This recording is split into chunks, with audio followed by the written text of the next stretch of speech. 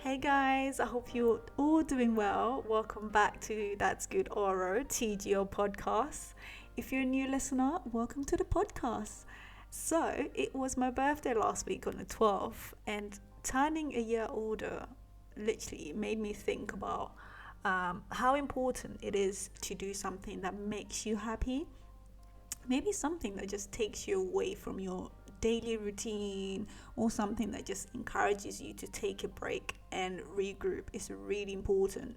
Especially if you work really hard and you do maybe like a Monday to Friday and you only have the weekend. So it's very important to take a break and just regroup. I don't know, but I think it's very rewarding to take a break and just have some fun, just have some fun, especially if you're really serious. For those that are not the fun type, you could just take a break with a purpose. It could be something that just benefits you, or creating your own business, or just creating something. It just takes you away and just doing something for yourself. Anyways, this week's episode is a continuation from episode 6 and 7, a conversation with Bernice and Catherine. So this is the third and final part. Don't forget to subscribe to TGO Podcast and follow me on social media. Enjoy the episode. Literally what it was for me, and it was a lot of healing. You guys didn't have any like physical fight? No, I'm not that type of person. Why do you ask that? Is it because you've had like a relationship that has been do you know why? Because Me, yes, we spoke about that earlier, but like, when you said that you'd been through abuse and stuff like that. Oh yeah. So when I said altercation, that's why I said, oh, did you guys have an altercation? Oh, no, but it's still an altercation, but just not that tried to domestic slap violence. me, and as from where I stood, I said to him, if your hand touch my body, you're not gonna believe what I go to you. Well, let me explain. Yes, please. We got all the Nigerians listening. Yeah. If you're Nigerian, you're listening. What Enjoy. I'm trying to say is, when he was trying to slap me, I said to him, to God be the glory. If your hand touched me, you won't believe what I'll do to you. Because I believe that day would have been the last day on earth for him. Because I'm one person, like I said, I'm very, very, very big on domestic violence. Yeah. Any kind of abuse, you got me there, because I don't stand for it, But the thing is, many times when we're getting abuse, you don't even realize it. But domestic abuse, sometimes people tie it to being physically abused, but that's not it. Because it can be emotional, like you said, sexual abuse. So that's why I said I feel like I was I think abused. domestic is the umbrella that they use to when it's close people. From family. Because when it comes to abuse, I said to him, I'm not going to be a woman that a man will physically abuse. But the funny thing is, I've been in a relationship that was domestic. It was a domestic abuse, because if you're with a man that doesn't care about your health, or would I say, a man that well-being. No, I'm talking about your normal health, or physical health, sexual health, for instance. If a man comes and he sleeps with so many women, and then he comes and sleeps with you, then there's a chance of him getting you infected, right? So what he's doing is he's abusing you, because he could infect you and kill you in the process. Definitely, 100%. That man is the worst of all. That's true. I guess we normalize certain things, and then when it's like a real traumatic event, that's when we take it seriously. So like the little things, like the arguing and stuff, people say, couples argue all the time, as if it's normal. But yet you could be mentally and emotionally abusing someone.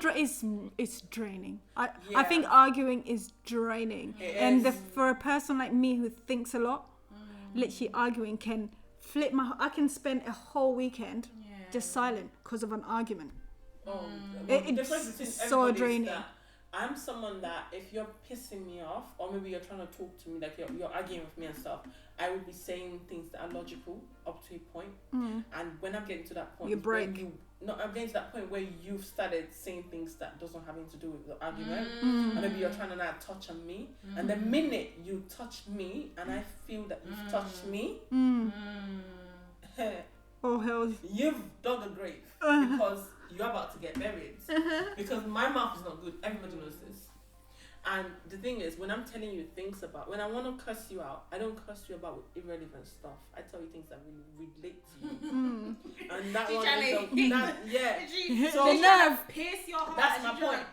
So the minute you try and cut me a little, I will make sure I get blood. See, I That's try me. to stay away from that person. That's why. That's been me before. No, it was almost like because I had tolerated so much abuse for so long, then I tried to. But remember what we spoke about prior to recording? We were talking about how girls can be evil. Yes. I'm aware what I can do, and you know what?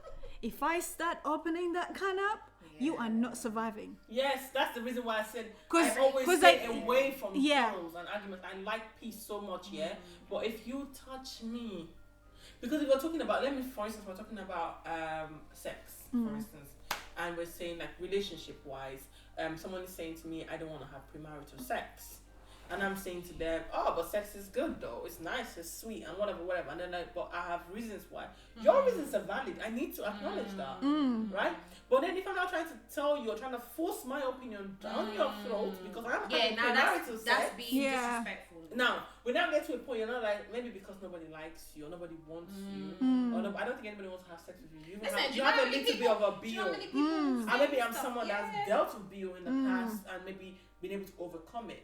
You've touched me. People say these things. You know what I'm going to do to you at that point?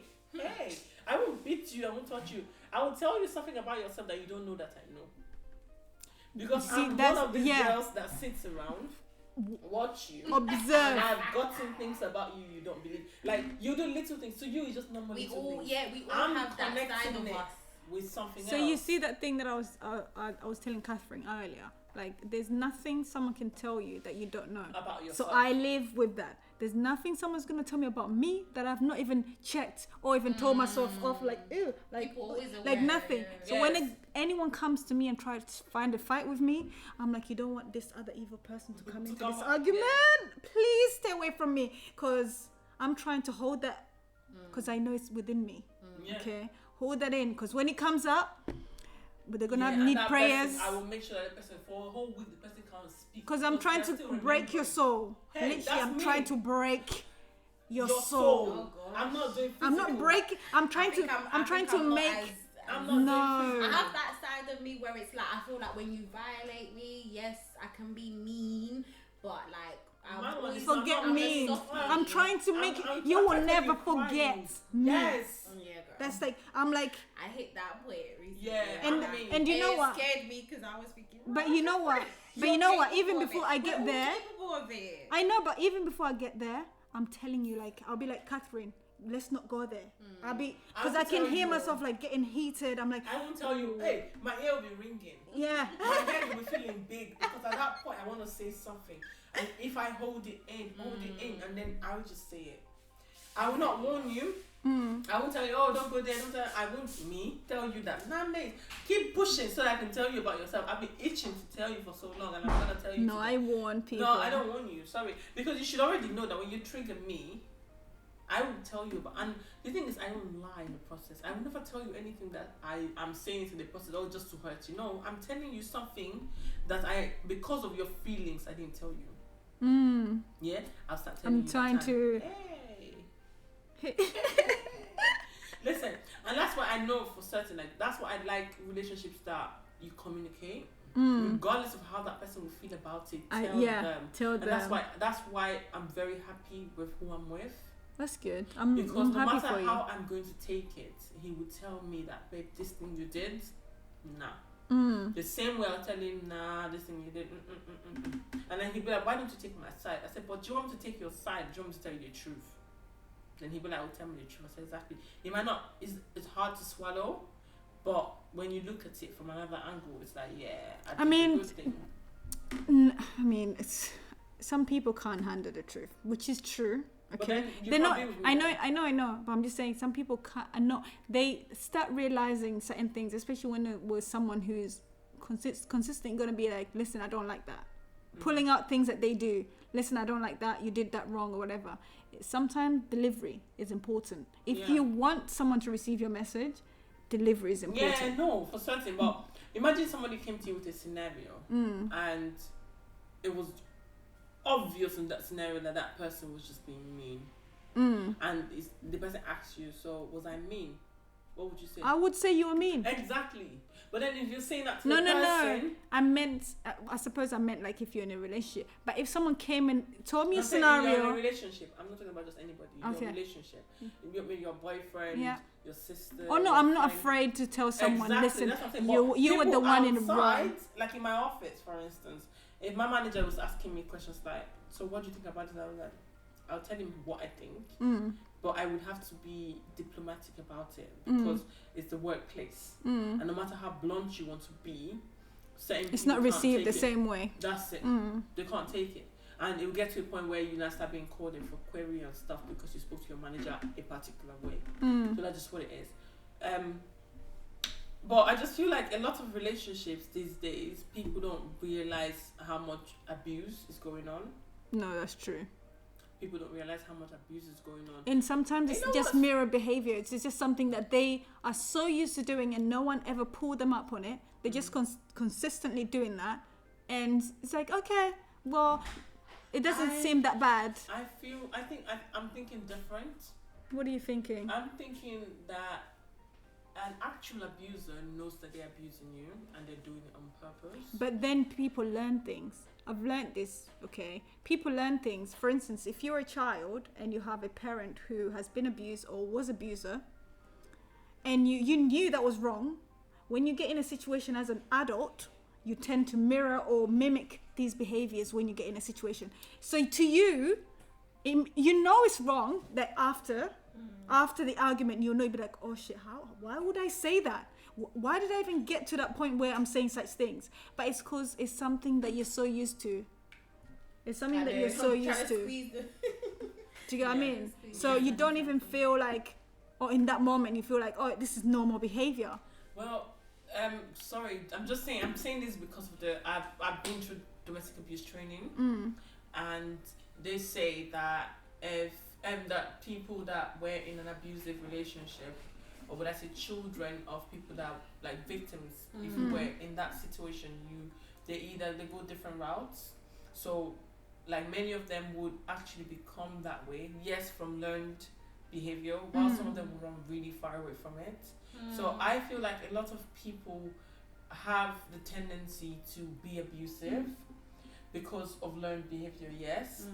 But I feel like the way abuse works, or would I say domestic abuse works, it's designed to break the person, right? And it's planned. It's a planned thing, or would I say the person plans it? They gradually get you to that point, and you would sometimes the signs are there, but we just don't see it. Some of them would buy you into that relationship, so they will buy you gifts and make you so happy, and you be like, oh my god, this is too good to be true. It is actually too good to be true because it's not true, right? And then eventually they start isolating you, because it's very important that you're on your own when they're doing this to you. I don't know, can you back me up a bit? It's very important that they isolate you, because when they're inflicting pain on you, if people around you see it, they'll be able to pull you out. Yeah, I'm just thinking of people that I know, and my mom as well. Just like the vulnerability is an attraction for somebody who does have narcissistic traits. Yeah. So like, there's a deep psychology around like perpetrators and just your DNA alone. The makeup of who you are as a person, the type of upbringing that you had, the experiences you went through, they shape this abusive personality or nature, narcissistic. You know, I don't know if you've seen these terms being used a lot more now, because people are starting to identify if you give something a name, you can relate. So if you say, this is what a narcissistic person is, then now you're like, I know someone like that. Then you'll be like, oh, okay, so my ex was a narcissist. So it's almost like as if it's this label, this foreign thing, like it's a character. Meanwhile, we don't actually realize that little behaviors, like you said, learned behaviors can be toxic, and you can display narcissistic traits along the way. It's just that whatever happens to you in your life, whatever shapes the way you think, it grows worse and worse if you are unaware. even you could be aware, but you think it's normal, because you're operating from a place of either bitterness, anger, rage. You know what I mean? So like, there's different reasons behind that. The backbone, or would I say the thing that fuels abuse, domestic abuse, is control. For somebody to become, like, it's one thing for you to say he abused you several times, like, psychologically. Sometimes we abuse people psychologically without knowing. Yeah, without knowing. That is on one end. Yeah. But an actual domestic abuser, a perpetrator, he feeds off of control. And in order for him to gain control, he will first of all break down your defenses. Okay. And for him to break them down, definitely. he will isolate you, remove your support network. When he's removed your support network, or when she's removed your support network, then another thing they will target is your independence. So if you're earning money, the payment will be going directly to their account, so that you are at their mercy. Right? Or you're paying all the bills at home, so there's nothing left for you to do anything with. So that way you can't run away. So you're now still dependent on them to do other minor things. So true. So they feed off of you being dependent on them. You need to be someone that need them, like, support. Imagine that other person that is blind, they need a stick. So they want to be that stick. Now, not because they want to help you, but they want to put you in a position where when they say sit here, you sit there. And that's the thing, when we go back to the issues behind the behavior, you can break it down. So how do you identify that this person is just having a moment where they're just abusing you, and then this person's actually like a domestic abuser or like a perpetrator? Okay. Like, how can you tell the difference? Because like you said, not just time, action, the things they do. Because the thing is, like, we all have things about us that are toxic, so you can't just completely rule out the possibility of somebody being their best version of themselves just because of a couple little things. You can't just go around saying this person is narcissistic, that, you know what I mean? You can't you can't generalize. But at the same time, somebody's life will display to you, like, their patterns, the way they do things. Like, you got to look at their surroundings, the things they do on a daily basis, the mannerisms, the belief systems, the thoughts they have. Those are the things that will give you a true indication that, okay, I need to step away from this because this person is at a level in which I'm not safe and they can possibly hurt me, or they are dangerous to be around. Do you know what I mean? So it's hard to discern, but it's up to you. Okay, you put it in layman's terms, right? Because obviously we're trying to connect with the people, but I'm talking based on book or based off of training. It's not like I've experienced it. So obviously when you're explaining it, you're talking based off of what you've seen. Now I've seen people that have dealt with domestic abuse. But I've always said, always look out for isolation. Look out for it. Sometimes these people, they will be around people smiling and stuff, but you can see them.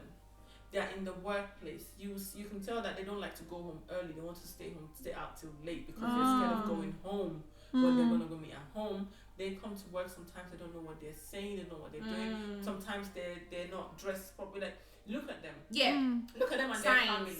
Look at them and their family. You see their husband dressed up in very fancy clothes, and then you just see her looking all a bit off. And especially if it's someone that you knew that loved certain things. Do you get what I mean? So all of a sudden the person has changed. The person started behaving weird, started wearing clothes that is not their size. Start to cover up their shape, or start to put on weight. Start to put on a lot of weight or lose a lot of weight. So these are signs of people that are either trying to please the other person. So for instance, the husband says he likes women that are big, and so she's trying to get big for him. Or she's hiding bruises. And then she starts to wear long sleeve. She starts to have a lot of bruises. She's always calling off sick. Or she starts to lose a lot of weight. Not because you're weighing up. This is what I'm saying. You're weighing up all these things surrounding them, what they're doing. So there's a lot of things. The person's health. The person's constantly treating STDs because that could be as a result of maybe the husband he's not careful outside. Not necessarily just a husband, boyfriend, whatever. The partner is not being careful outside, and then when he comes back, he rapes her You know, so what's happened is he's forcing himself on her. And that's the thing, is that there's so many signs. Yes, because like you can't, and it's up to you as a person to decide based off of the person, knowing that person. Exactly, and it's still hard because there's people in our families or people close to us that we know that have these toxic mannerisms and traits. Yeah. But we just say, oh, that's just how they are. You know what I mean? That's just how they are. Yeah. That, not knowing that if this person doesn't deal with these issues internally, this anger, this jealousy, rage, whatever it looks like, if they don't deal with it, it can actually become worse. That's how you become an abuse. Okay, if you kick me, you're a kicker. Do you know what I mean? If you... What I'm trying to say. You shouldn't say kicker. You should say that person kicked me. It's just simple. Yeah, but if I continuously do it, it's a term to define. But what essentially, like, you have to do is you have to weigh up if you want that person close to you in your life. Like, you know, these are the things that are hard for most people. For example, me, when I went through my relationship, it was so hard for me to really to leave early when I saw signs, when I saw red flags that I ignored, because I didn't want to generalize the person entirely. So knowing that they went through a hard or some traumatic things in their childhood, I thought, it's just because they went through that. You know what I mean? So the little red flags of abuse in terms of physical abuse and emotional abuse, that type of stuff, took a while. Because I didn't want to accept it. But why were you not... It's very obvious that when okay, I won't say obvious, but it is obvious. As I was young, I was 17. If a man slaps you the first time, he will slap you the second time. But that's the thing, it's obvious to you, or it's obvious to most people, but it's not that obvious. But why are you not receiving that as like a negative thing, and you should get away from that? For example, growing up in Uganda, there was, quote unquote, you beat children. They call it discipline, right? Yeah, you discipline. So beating is a form of abuse.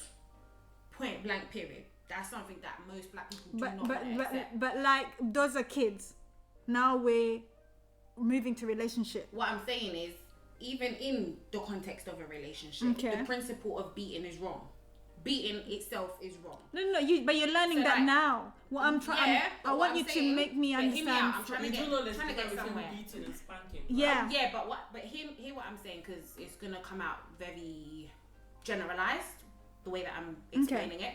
But essentially, if I hit you, I'm inflicting pain on you. Now, the reasoning behind why I'm trying to inflict pain on you can be debatable. Because I can have various reasons for why I'm trying to inflict pain on you. It doesn't excuse it. But this is the thing. So abuse, when it gets, I'm just gonna say this one thing. When it gets to a physical point, because obviously before they get to physical, they've already been doing it gradually. So emotionally, psychologically, and financially, before they get to physical. But everyone's situation differs. No, I'm saying that the thing is, you won't see it. It's in tiny bits. They do it small. So they start doing things before they get to where they physically beat you. They would have said to you, obviously, and another thing is, you can never learn your perpetrator.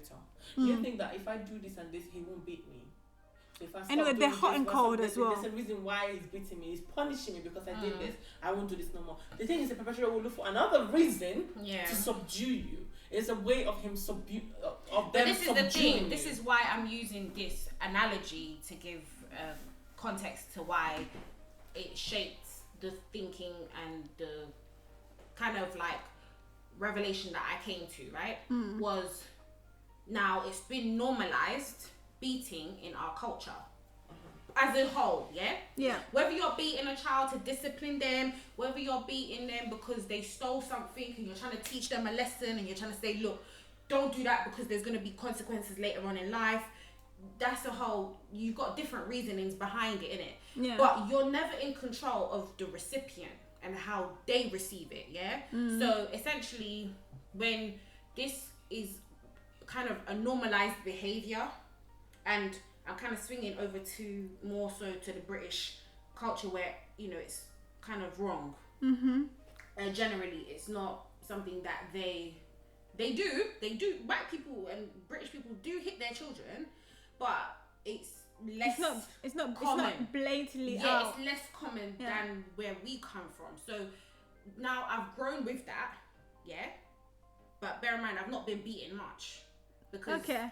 I think that's where I want you to relate it to a relationship. So that's where I'm going. I'm going down to my history because for you, it's obvious that if a man slaps you, that's wrong. Point blank. Period. It shouldn't happen, and you know that he'll do it again. And you know your thinking is more because I'm seeing advanced. More on a physical. Exactly. But when we're looking at the little ones, that's them. That's what's it called? Psychological one and the emotional one, when they're preying on your insecurities, because a man knows, and I say man, people know, they see someone and they can see your vulnerability, and they can see that you're vulnerable about maybe self-esteem, and they will use that to bring you even lower. Because the only way they can put you in a cage is if you feel like you're, without them you're nothing. But that's a sign that control was missing at some point in their life. Right now, it looks control. Basically, what I'm trying to say is something may have happened in their life. The perpetrator's life. Yeah, in the perpetrator's most life. likely abused by someone who was more powerful. A lot of perpetrators either have been recipients of abuse themselves, or there's been something to trigger that way of thinking in them. Something they've seen. They've experienced something. Yeah. So what I'm trying to say essentially is, getting beaten in the context of back home in Uganda is not the same. However, the reason for me why it was easy for me to quote unquote overlook it, I wouldn't say easy, but it's something that I kind of swept under the rug, was because of how normalized it was. Where? Around me. So like in school, like your parents, you know what I mean? Like, hey, that child's misbehaving, you beat them, no. Like you smack them. But remember what she said about the difference between beating someone and spanking someone. I just want you to explain how from getting spanked, hold on, from getting spanked as a child at school, parents, whatever, to moving to a relationship, have you seen your parents hitting each other? That's what I want to know, because how are you gonna let someone that you supposedly love, because this is. But why does it have to be my parents? Why can't it be my teachers? Why can't it be my environment? If violence has been normalized, now let me just, this is generic and it might sound confusing, so do ask me questions, I don't mind. But when any form of beating has been normalized in the slightest, remember, I'm coming into this world figuring out how. But you're not someone who was spanked as much. For instance, I was someone who was smacked a lot. But it doesn't. But just because you've been spanked a lot does not. But remember, we're different people. I know. That's why I went back to DNA and I went back to genetics and the makeup of who you are as a person you're surrounded. Because you could be spanked so much, and then when you get into a violent relationship, you know it's wrong because of whatever you processed and whatever learning moment you had from your experience. Not everybody thinks like that. So somebody like me who went into my first relationship, remember, the people who have symbolized love in any type of way, they beat their children and they call it discipline. Period. I don't think that when I went into my relationship, it was one of those things that made me think he's gonna do it again. I just thought, oh, that was just a moment of you were angry and maybe you were trying to teach me something. But I'm not saying it in a literal sense. I'm saying this in a subconscious kind of way of thinking, yeah? Because for me, my mum's left the country. I'm by myself. I have no siblings. I can't go to my family because I don't know what's going on with my family. All I know is my family are moving distant towards me because of what happened with my mum moving. So I get into a relationship. This is a really lovely guy. I lose my virginity to him. Okay, now it's starting to make sense, because before, it's just we already established. I think logically things need to add up for me to make it. So now that makes sense. Now you've mentioned this is someone you've lost your virginity to. Your parents had moved on. There's already codependency there. That's the vulnerability. So I'm already naive. I'm young. I'm not old. I'm young. I'm still a teenager.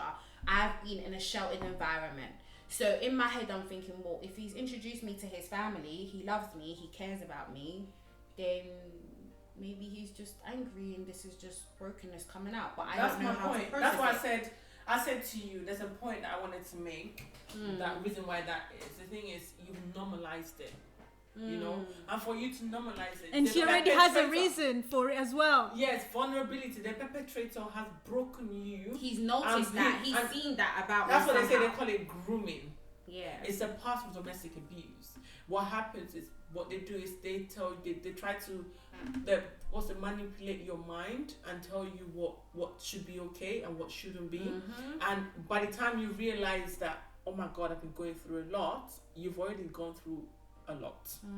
You know, and that's what happened. So you've been put in a box and literally turned into what's it called, a circus animal that does the bidding of the person that holds the wheel. Yeah, that's what's happened, and you didn't realize it until maybe one day you saw a new animal come into the ring, and they have their own mind.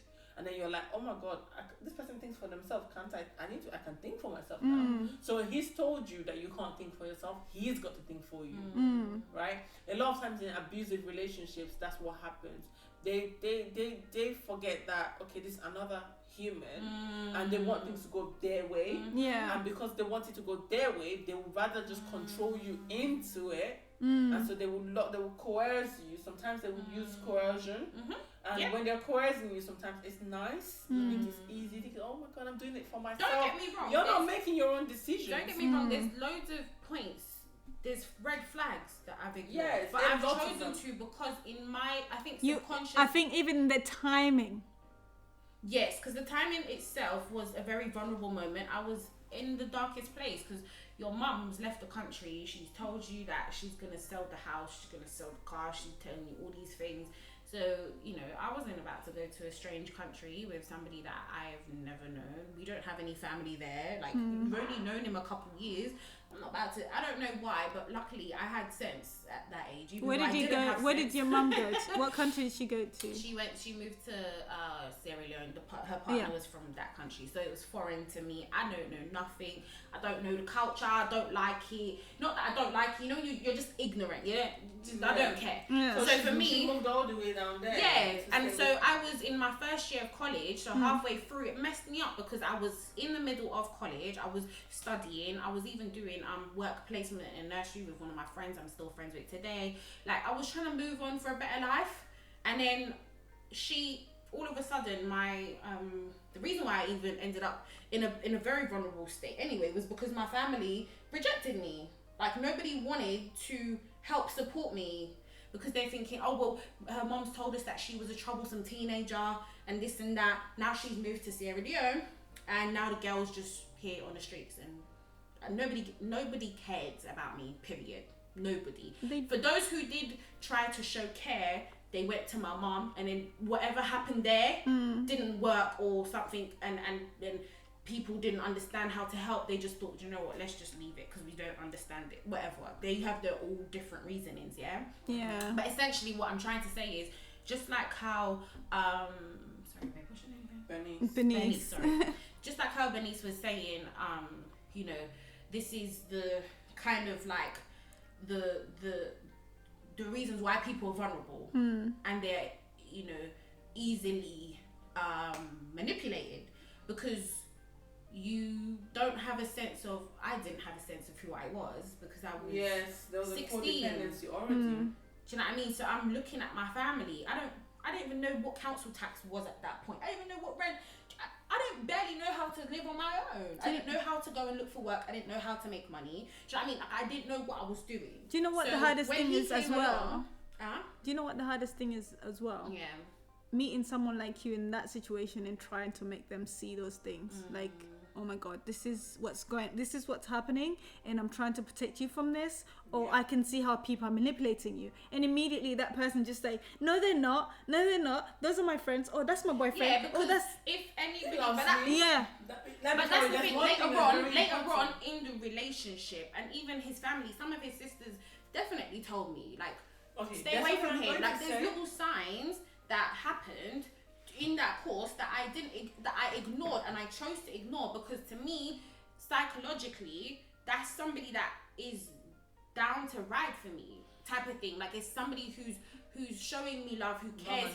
But this is the thing. There's a Jekyll and Hyde, right? It's split personality. You've got a good side and you've got a bad side. He's going to put his best side forward. So of course I'm going to appreciate his best side. When it comes to food, you're never going to let me hungry. That's a basic human need. Do you know what I mean? My family are letting me go hungry. They don't care about what I'm eating. So if this person we're doing life together, that's my best friend. We do joke and laugh and hee hee ha ha. You know, it's not like it's completely, you don't go into a relationship with all these signs like it's danger, danger, danger, danger. Do you know what I mean? There's obviously good that will keep you in there, holding on to something. So for me, I saw it like that I've lost my best friend, my mum, like my closest relationship. I'm away from my great grandma, my grandma, my family back home. I've got, family spaced out all over the world, and it's just me. So of course, his sisters or a couple of people who would tell me stay away from him. Okay, they didn't give me the full story. They would just say, "Oh, stay away." What do you want to say? You see, when people come and say, "Stay away from this person," leave that man, leave that woman. Oh, that person's abusive, leave them. We need to stop telling people that. Because to us, when we're seeing it from our end, that person, we need to remember that the person that's experiencing this abuse, the victim, is not seeing it yet. And even if they are, they're also seeing the side that we're not seeing. That's the part that they constantly take into consideration, right? That victim needs to be the one to tell you, I want to live. If you say to them, leave, you're further isolating them because they don't want to hear it from you, so they will stop talking to you. So at that point, what's going to happen is they're going to constantly push them into the hands of that person to the point where they could be killed. Another point that I want to make is, if you check the statistics, many of the people that died because of domestic abuse died when they were about to leave. And that's because when they're about to leave, they aggravate that person. It's like the person's losing control. How am I losing control of this person? And in the process of trying to hold on, they hold on too tight and kill that person. It's either that or the victim flips and kills the perpetrator. The perpetrator, that happens a lot too. Right? So you need to let people decide, okay, I want to go. And when I want to go, I need this help. And then you would ask them, what help do you need? Don't say, oh, I can help you get the police, I can get the... Let me what tell do you want me to do for you? Girl, there's a lot to unpack, especially with what you just said, because people don't understand that I was aware that it was wrong, because I know violence is wrong, but then in my head I'm thinking, I don't have no family, I don't have anybody close to me like that. Exactly. As in, like, I'm not stupid, I'm not a bad judge of character. You know what I mean? I don't think I would be with somebody and put up abuse if it wasn't worth it in somehow, or if I wasn't benefiting from it in some way, shape or form.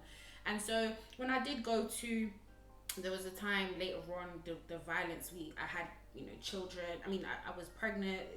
My situation went left, as in I'm still dealing with the repercussions of it today. So essentially, the times that I did reach out and I did say something to family, I got called pathetic. What did you say to some the family? People, even though they were trying to help, like, I remember one time I left the house, I even left my son. That's how bad it was. Like, I had got beaten up so bad. Then I think it was this back and forth. I would leave, come back, leave, come back, leave, come back. Every time I would try and leave, I couldn't find nothing that matched what I was looking for. So then I would go back. And this is the thing, is that I remember the one time very vividly, like, I just showed up at my uncle's door one time and I had no shoes and my face, I think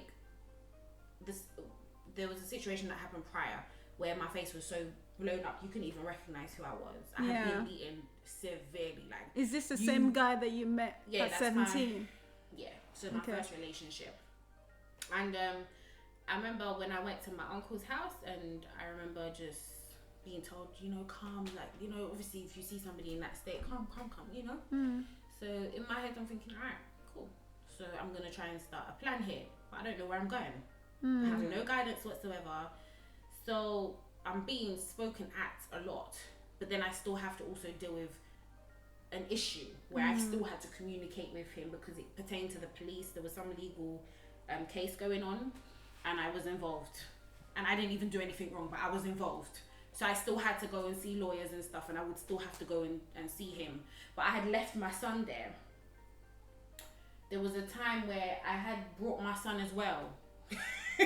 So essentially, like, I remember when I had to go back for the legal case, I had to go and meet up with my lawyer. And when I met up with my lawyer, he was there too. And I had to take the baby with me because my son was with me. I don't know if I'm getting it mixed up, but because we've been talking anyway, I'm getting it a bit mixed up. But I remember the time. So anyway, he was just saying that he didn't trust how she was, because there was obviously a lot of qualities. One of our family members, there was qualities that she possessed that he started to pick up on, little things, and he was like, that's not right. Why would somebody do that? Why would somebody do that? That's not right. Do you know what I mean? So he was like, I don't want you to go back there. I know you don't want to be like with me, but I'm really sorry that I hurt you. I'm really sorry. You know, that kind of thing, that apology thing. But I don't want my son to go back. So I'm thinking, you know what, after this legal meeting, I don't want to have to deal with this because we're in public. And I know that you are stronger than me. I'm scared of you, but I know you're not going to hurt my son. Silly move. But just take my son because I know you're not going to hurt him. But you'll hurt me if I come with you. So I went back to my uncle's house, and then I was met with, where's your son? And I said, yeah, he's just, I don't know where they live. He's gone with his dad. And I got called pathetic. I got called effing pathetic. By your family? Yeah, by a family member. And can you imagine? Okay, I'm effing pathetic, I'm this, I'm that. So in the midst of that conversation, imagine you're just asking me a question, where is the baby? And I say that to you, and then you flip out on me. You're not my mom. You're not my, do you know what I mean? You're not somebody that I have a tight relationship with. This so you're is saying this to me. This is still someone you came to for help. No, I went to my uncle for help. Two different people. Oh, okay. So I went to my uncle for help, and even then, at the end of the day, regardless, like you said, people get spoken at. Yeah. You tell them, don't stay away from this, or stay. You're talking at me. How am I supposed to hear you when you're talking at me, right? Because now I'm feeling this energy that you're transferring.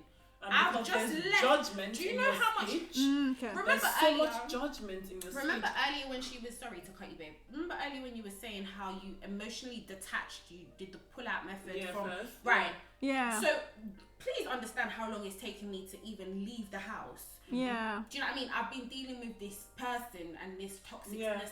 I've been trying to get out. It took me, I think the statistics that show it takes about 7 to 10 times or something for a woman to leave. To leave the abuser. So there's attempts, 7 to 10 or something. I can't remember the exact statistic. But there's a lot of attempts. So now I've built up the courage to leave, and obviously I'm saying this with so much comfortability because of how much healing I've done. But I've built up the courage, and then you're meeting me with that. You've inflicted. I felt like trash. I got called pathetic. I felt dumb. I felt weak. I felt numb. Then I thought, well, you hate me. And then I thought, I weighed up the situation and the dynamics in the household, and I thought, you know what? Sometimes it's just an ignorant response. Yeah. People don't. People just don't understand. Because I would honestly, if I see someone in a situation, I just want to help them. I'm not going in thinking I'm judging. I'm just saying that you're not happy, and I just need to take you out. So in that, I might come across as judgy. But you can also say something judgy. Yeah, no, but the thing, the words are powerful. Yeah, you find that a lot of times, when people are dealing with this kind of situation, like a whole domestic abuse situation, and you're with like maybe a friend is going through it. Yeah, you find yourself saying a lot of time, "Why don't you just leave?" That is the worst thing you can say to that person. Yeah. Like even this thing when people like what you said that uncle said, that particular statement, if you were to look at it from a layman's view or from someone that's not educated or someone that does not understand the dynamics of domestic abuse, it's a normal statement. Anybody else that is not dealing with it will be like, oh yeah. And, obviously because the person hurts you, how can you leave your child with them? But the logic, what they don't understand is the person that the victim knows the perpetrator very much, and they always know where the perpetrator is gonna stop, right? So obviously she's saying to you now that she knew that he would not hurt his son, right? But the thing is, a lot of perpetrators, or would I say most of the perpetrators, when they find out that that is something they can hold over, they start to use he did. And that's the reason because why. That's what he did. He literally said, I don't want the baby to go back. And I just said, you know what? I don't want to deal with this because this is just too much for me. So essentially, I would rather you just go with the baby instead of doing this debate with me in public as well. If I come back, I know you are going to put your hands out on me. You're gonna go, because basically he was addicted to crack cocaine, right? Yeah. It wasn't something that I knew in the beginning. I didn't even know what crack was, despite having bare drugs in the baseline rave, that whole scene, I'd seen things. I didn't know what crack was. Physically, I'd never seen it. So when I caught him smoking one time, this was very early in our relationship, and he tried to hide it. So I just thought, maybe it's like weed, but I don't know what it is. Like, as in, I was naive in it. I just didn't extend my thinking that far. Yeah. So like she said, the victim knows the perpetrator, knows exactly what he's capable of. Yeah. Some people will take that to a next level. Yeah. But the thing is, the perpetrator keeps finding new ways to subdue. That's the thing. His attempt was, if he holds the baby, all he did was just hold the baby, Nicholas, and just say, I don't want you to go back. But he was trying to persuade me to come. Yeah. He ain't gonna go back home with the baby by himself. He's going to his mum's house. I know the route. I know him like the back of my hand. He's going to the mum's house. He's gonna be surrounded by his sisters who have other children. He's gonna drop the baby there. Yeah, as in like he probably will spend time there anyway. But that's the dynamic. I understand it. If I go and he then decides to go and get high or leaves out, goes for days without coming back, I don't know what's gonna happen to me, and I would rather not, because I just had my whole face like the size of an elephant. So I'm healing. So it's best for me in that moment, because it was in the heat of the moment that I made that decision to just go home. Yeah. So now I come home, and then you tell me that my uncle wasn't there. It was my aunt. She and I,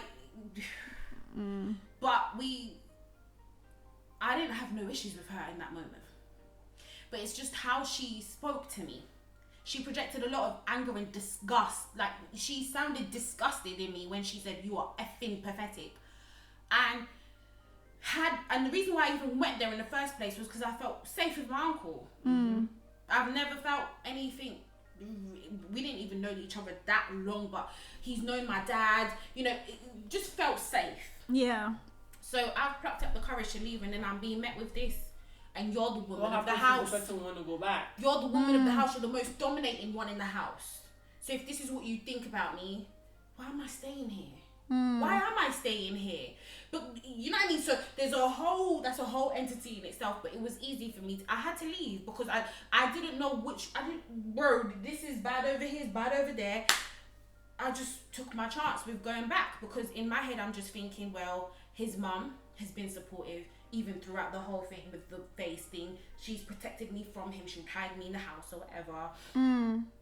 His mum? It's a weird way to say that she protected me, because at the same time she didn't call the police, or it was a tricky one for her. It was still her loyalty led with her son. Yeah. So, but she's also trying to help me at the same time, because when she did find me, her and her sister, and that's a whole story in itself.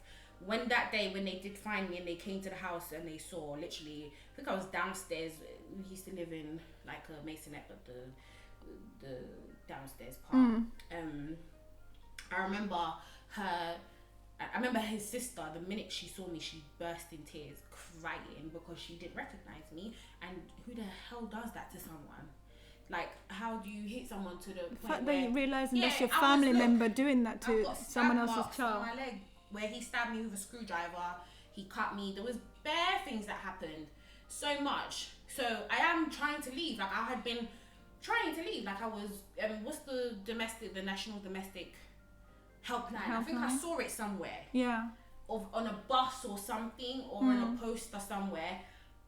When I saw it, please believe it still took me a while to call the number. Like, despite having access to a phone, just like it was hard, because I didn't know exactly how to leave. Not that I wanted to stay and cope with the violence. No, you want to stay with the fact that you are with people who this is supposed to be someone who loves you. Yeah. Like, I went through a whole, even when, I remember when, this is how, like, our relationship really meant something to me, because I remember when I didn't tell him that my mum left the country, so he always thought that my mum was in Manchester. I just never talked about it. When he asked me first, I just said, she lives in Manchester somewhere, like, you know what I mean? Yeah. When I had Nicholas, when I had my firstborn. How old were you? I was 17. So just turning 18 though, 17 going 18. I was young anyway. And I remember he was concerned about that, because he asked me, so does your mom not want to see your newborn? Like, does she not want to come?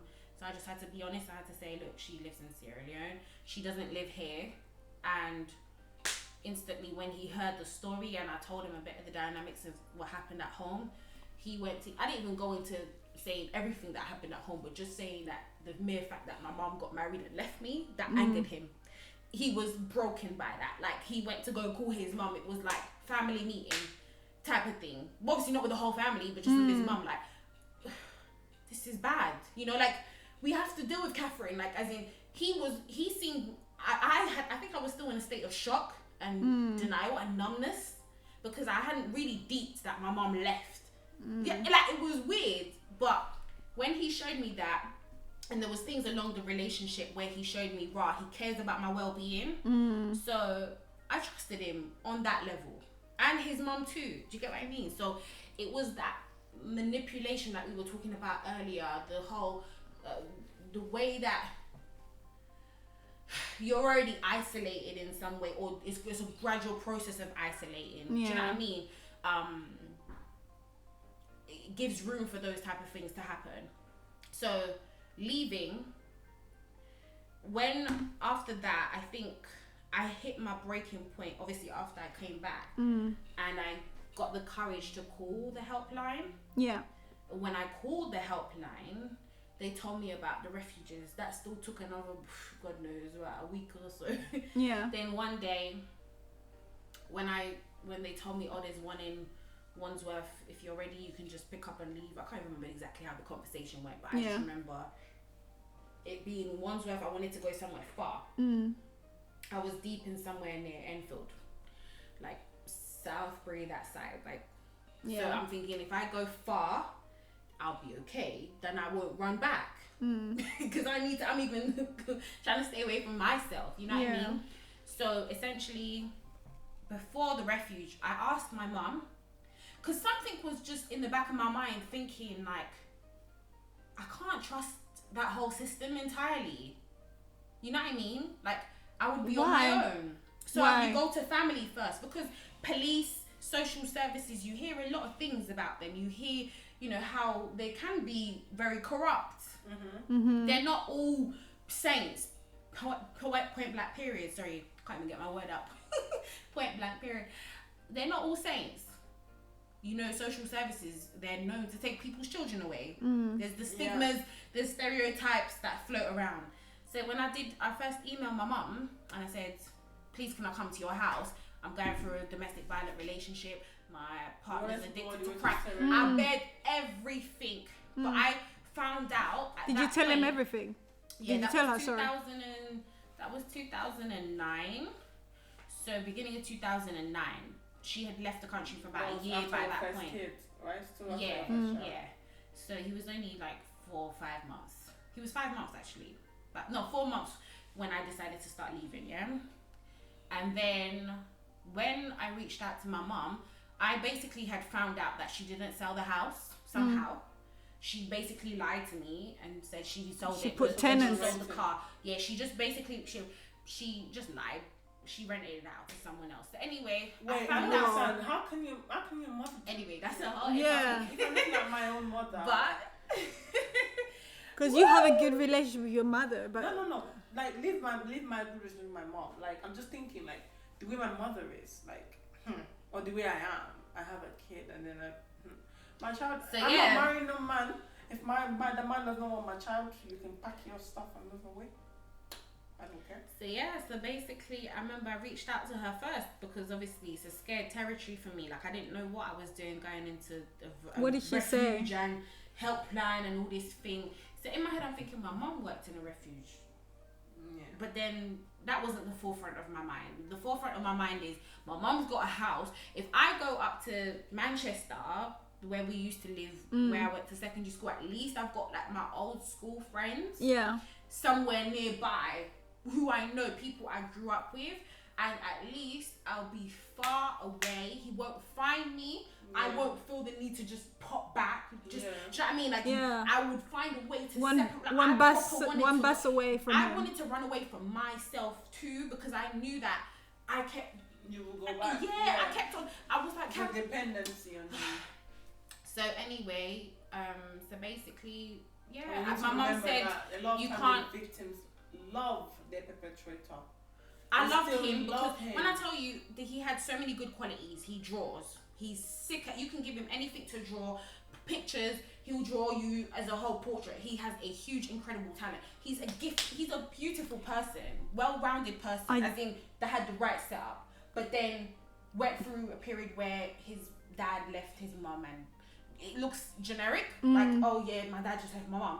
That crushed his entire world, and that started to become the okay, I want to fit around these people. Okay, I'm gonna move on the road, but I want to know. Hold on, let's not give him too much light, because but it's still about the fact that it is a person. I know. Said victims. Okay, no, I know. Say something, yeah. Because it still matters. No, because I want to know your story. We keep trying to make excuses for these abusive behaviors, and that's the very victim-like. Sorry to say. Yeah. It's not. I'm just trying to give context. No. No matter how perfect a person they are, that imperfection is too great. Yeah. To shadow. It's too big. It's too big for that niceness or that sweet to cover it. Yeah. But in just for the purpose of obviously context, it's not to justify. That's the. No. I know Catherine, that. If you didn't leave, but guys, let's not. I'm aware. We know. You're here. What we're doing at this point, you're here. I'm not going to. You're trying to be positive. So listen. I say he has this good part. Yeah, because he does. No, but like you said, mind you, wait. Before you say anything, mind you, there are people. You need to make sure that some people who might be listening to this, they have never experienced anything like that. So you're telling them a sad story. So hence why I had to stop you. And then from you creating this character in their head, and then from nowhere you're talking about how it's a beautiful person. Like, they're like, whoa. How can I feel sorry for this person? Earlier I said it's like a Jekyll and Hyde. It's a split personality. Yeah. So in order to be obviously aware of why I would stay, you need to understand why, like the type of person that was there. Okay. No, we understand. Let me say this really quickly, yeah. People that are listening, let me say this very quickly, yeah. She's talking from an emotional side. She was with this person. I'm talking from a study aspect. I'm talking from learning domestic abuse and really, really being a part of it and being a champion for domestic abuse. I'm a domestic abuse champion, if I didn't say that before. And it's very important that you see that this is the side of, I'm very happy that we have you here that really experienced hence why literally when she was like, this is the topic I want to talk about, and then when I was talking to you I was just like, perfect, literally perfect, because it will balance it out. So it's really good that you're here, so you're giving us the emotional part of it, the part where we see it from your perspective, because people rarely ever see the perspective of the victim. All they see is the study. Study shows. Statistics say. And it's very important that we know that a lot of times the victims make what they hold on to is the part, is that part, that thing that they introduce them to. So I was saying before, coercion and grooming, and that is exactly what it is. When a perpetrator is going to approach you, they won't approach you with abuse. No. They will approach you with a perfect life. Do you know a good example? Something she said. And even wait. You said something. They still continue to display. Hold on a second. There's something you mentioned earlier. Okay, not even earlier, just very recent. You mentioned how you told him about your mum. And his reaction, yes, I fell in love listening to that story. Exactly. So imagine from that, him abusing you, be like, that was a little bit. Yeah, and then he only just he does something really great, and then he punches you. Yeah. Like, one punch. Yeah. He did this, like, oh my God. Yeah. He reminds... They will always try to compensate you for for beating you. Yeah. Yeah, and that's the thing is, you see, a lot of times you see when people are being abused, you see a cheating man. Yeah. He would go out of his way coming back home, buy you flowers and stuff just to divert your attention from the creep that he's been doing. Right. So that is exactly how it works. That's how the mind of a perpetrator works. They would do something to you, and then you see the way a rat, rats, yeah, rat mice. Have you ever had a bite from a rat before? Yeah. Literally, I was thinking blowing at the same. I have had this happen to me. So they will bite you and be blowing. So they're at the same time in pain, and then they're when a rat bites your skin. Yeah. I've never got bitten by. A rat has bitten me here. Really? Yeah. Your feet. No. They will go and they bite you. They blow on it. So what they're doing is they're hurting you, inflicting pain, and then they're soothing you at as the I same said. point. So you don't that's how feel the mind of a perpetrator works. Definitely. So they will be hurting you, and they'll be then come and huge apologize, damages cry. to you. Yeah, definitely. And then they will tell you, "Oh my God, I don't know why I did that to Yep. you. I love you so much. Why did I do that to you?" Basically, who I am as Catherine, I'm somebody who likes to. I love people. Number one. Then I like to think of the reasons why behavior, like you go down the psychology and the science of the brain. I'm into all of that kind of deep stuff. So sometimes I literally just go there quick, thinking that most people, especially because of the kind of upbringing I had with my family, that's what I learned, how to love people unconditionally, right? So that's where I fell terribly. Right. I fell terribly because then you need to unlearn a lot of things. Unlearn a lot of things. But it's still not a bad quality to love people. It's just knowing how to do relationships in a healthy way. Like, obviously, I'm not going to accept bad behavior. Do you understand? Obviously, but you can't say that, loving people is something you shouldn't do in general, because it just stops your blessings. Otherwise, I'll end up miserable and thinking, well, every man that comes, I'll never get married because I'm now stuck in this zone of, you know what I mean? So essentially, what I'm trying to say is just who I am as a person. I'm an empath. Yeah. So I've always been like that. I've always loved children from young. If you're an empath, so then going into that. Sorry, you said you're an empath. If you're an empath, then that means if someone has a very negative behavior around you, you will pop a sock up on it. Yeah, you suck people's. That's the thing. You can say that you love people unconditionally. That is a better one. If you say you're an empath, it means whatever the person is going through. Yeah. If the person is proper like broken an arm, one of your arms will start hurting. This is what I'm saying. But obviously, I'm learning how to manage. Find a balance. You get what I mean? Because you can't when you're growing up, you don't necessarily have a manual for life. You don't necessarily know exactly how to do certain things. It's experience and acquiring knowledge and educating yourself. Then going through experience for you to develop that. But you know what? Someone like you who has kids, like you just said something very important, and it's something that I've grown to understand. Like I used to get really angry about this. I'm like, how can I have guardians in my life and they didn't warn me about these things that I'm meeting in life? I'm like, meeting a guy the first time he speaks to you and you're like, weird, why is he looking at me that way? Or it's something to do with how, say, a man touches you or anything really. And I'm like, I'm sure someone else has gone through this. Why did they not share this with me? Why are they, Trust me, it's like, I'm like, why do we have guardians in this world when they're not teaching? So someone like you as kids, teach your kids these things. Honestly, it's gonna be the best gift you're gonna give to your kids. Teach them how to treat other people. Teach them how to behave around certain people. Because when they notice that behavior, be like, "Mommy said this." Because we only learn when we find ourselves in that situation. Because you can never learn something until you have to put it in practice. And everything needs discipline. Your relationships, how you manage your emotions and stuff like that, you have to be a bit disciplined. Do you know what I mean? You can't, if that's the case, your emotions will just run rampant. And you'll just, I love this person, I love that person. You can't love everybody. You can't say, you want to help people. Okay, I'm going to become a nurse, I'm going to be a doctor. But there's going to be times where you might not be able to save everybody's life. you can't then beat yourself up about it. Do you know what I mean? There's how you manage these I guess it's how I manage the empathetic nature that we should all have. But again, when it comes down to where I am now, is not where I was then. Yeah. But that's really amazing. Where I was then. Before we get to now, I just want you to conclude on that story. You contacted your mum. What did she say? Because like the story just seems like we just left it there. That I won't be able to afford her house. She said. She wanted you to rent the house. She said you won't be able to afford it, so just go to a refuge. That's what your mother. Like she didn't even try to. Sorry, I have to ask. Did she adopt you or something? You said she actually gave birth to you. Mm-hmm. Yep, that's my mom. She definitely gave birth to you.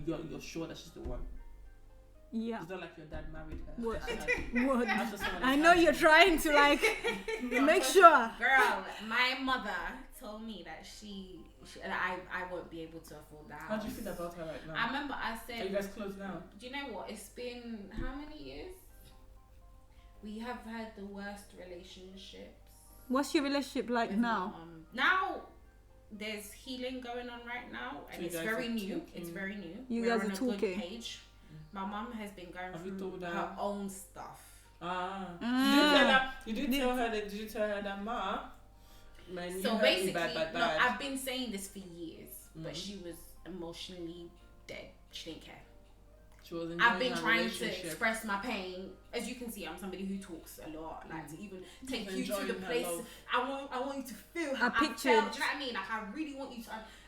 The deepness of who I am. I've been trying to obviously express the pain that I went through to my mum for years, but got ignored, got dismissed, just got rejected in any shape, form you can think of. And obviously she's in Sierra Leone. So she's still there. Yeah, I already had an issue with her even having a partner already because I've never had a man in the house. So I used to communicate that and say, I don't like this, like I don't feel safe, like I don't. She didn't care. So she obviously now I'm learning about my mom, understanding why she is the way she is, what she's been through, because I didn't know anything about my mom's life before I was born. All I just knew is when we came over here, this is your uncle, this is my sister, there's so many blurred, there's so many blurred lines. That, we don't talk about nothing emotional, and I'm a very emotional person. Well, I mean, where are you at now? Essentially, where I'm at now is I'm at a place where I have learned a lot about what I need to work on, which I hadn't been working on all this time, which was myself. That's amazing. Because essentially living alone and living apart from my children live with my family, but living apart from them has broken me. And I thought that's what I needed to fulfill me. But I didn't realize that when you love so hard, it's so easy to define that by what's surrounding you. So I had to look inwardly because I kept on, there's things that have been going up and down and fluctuating in my life that I know that I'm still, healing is linear. Like, it does not end. Like it keeps going. You go through life, things happen, you're still healing. Yeah. You could still be healing from things from your childhood up in your 30s and 40s. Healing is a process that's constant. It never stops. That's recovery, yeah. Yeah. And so the place I'm at now is I need to learn how to be alone, be content with who I am, accept who I am, accept all of these experiences that have happened, these traumatic things that have happened, and now start to forgive myself. And don't let them define you. Exactly. But also learn how to move forward. Because who I was before all of this happened, I always ask myself, who was I before trauma? Like, who was I before family dysfunction and rejection? Who was I before I believed in rejection? I feel like you need to go back to that. You know what I mean? You need to go back to that same person before you met the person. You remember? But that's a different person. You need to go back to your bubble. That bubble. Yeah, no. you see the bubble. Yeah, and connect with that person in that bubble. Bubble, but that's the thing is that that's where you find I've been doing that whilst also handling my situations with my children, with family, with this police, authorities, domestic violence, whatever you can think of. My situation has just gone worse and worse ever since the family dysfunction from the home. So after the recovery process and the healing process, and what I've done moving forward is like, okay, let me get on with life now, because now I know all the things that I should be cautious of when it comes down to my inner circle, because everything that happened was about my inner circle. So now I'm in a place of where I'm forming and learning how to do relationships, forming healthy relationships around me. That's why I practice forgiveness, and that's why, you know, like we were talking about the whole thing of. But before you you're very, hold you on, want to be positive. Hold on. We are finalizing with literally. But before you practice forgiveness, you need to practice having environment where it's unacceptable for people to step out line for no reason. Why are you stepping out line? Because you don't get to up. Yeah, thank you. That's the word. This is the thing. When I say boundaries come before relationships, forgiveness. As a whole, that should be, well, as you know, maybe I should use the actual terms, but essentially that's what I mean. Is working from the ground up, but from the inside out. Because it's not about from the outside in. Because I can't wait till everybody else fills me up. I gotta fill me in, and I gotta learn with whatever I have in here and build from there. And I want to be okay. I want to be sufficient. I want to be self-sufficient. I want to be interdependent. I want to learn who Catherine is. You know, everything in my life has always been about other people. You know our culture. Yeah. In Uganda culture, in Uganda and Rwanda, everything is about other people. How you look, how you dress, what school you went to, what uni, what type of person you are. Everything's about how other people think of you, how other people see you. And I have never, since childhood, since I moved to this country, I have never had the time to focus on me. Okay, so now that I have the children living apart from home, I have the time, if that makes sense. I have the time. In order to be a healthy mum, I have to be a healthy me first. Yeah. I think when it comes to the terms that I'm using, they're generic. Do you know what I mean? I'm saying generic things, and then I have to keep explaining. Well, the thing is, the way my brain works, I'm the type of person that asks questions. You tell me something I don't understand, what does that mean? I've asked what does that mean to everything, even if it's something small. I'm like, what does that mean? I'm trying to explain moving. Yeah. Always ask what does that mean. But you know what? I'm really proud of you, your journey, what you're doing, taking the steps. Even though it's going to be hard, like honestly, it's going to be hard. And also be okay with losing friendships, because when you surround yourself with negative people, when you have a journey, you have a vision, that vision is going to get blurred by the people you're surrounded with. So know that if something happens that you know is not right, that person, goodbye. Like right now, maybe you find me in the future. Right now, it's just not working out. Hey, Bernice. Any final thoughts? Yes, I've got final words. Listen, I'm just trying to be a baby girl. I just want to relax and be taken care of. That's literally what I want. I just want to relax. Like, life shouldn't be this hard. And that is what I'm trying to implement. I'm literally, all I want is peace. And if I find people that give me peace, I'm cool. Like, I don't need all of them forced relationships. I don't want to force friendships. We don't have to see each other every day. No, friends. We don't have to. We don't need to talk every day. Sometimes the one time we speak, it might be the blast. We just talk about custom everything. Even my best friend needs to understand that, man, we're all growing. And sometimes all we just need is just space for each person to grow in their own space. Because when you constantly have people in your space, you don't get time to grow. Because you're constantly, imagine a tree in each other's pockets. Imagine a tree that's trying to grow and there's another tree by the side. They will probably be in each other's space.